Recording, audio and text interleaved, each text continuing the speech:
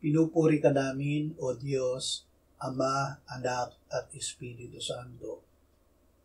Salamat, Ama, na ibinigay mo sa amin si Jesus na iyong anak, na namatay para sa aming kasalanan, iyong muling binuhay, iniakyat at iniluklok sa iyong kanan sa langit. Salamat na ibinigay mo sa amin ang iyong banal na Espiritu, at sa pamamagitan niya ay ibinuhos mo ang iyong pag-ibig sa aming puso. Ama, ibigay mo sa amin ang kalooban at kakayahan na gawin ang mga inutos ng iyong anak na si Jesus. Salamat na sa pagsunod namin sa Kanya ay ihinahayag niya ang Kanyang sarili, na siya ay lagi naming kasama. Amen.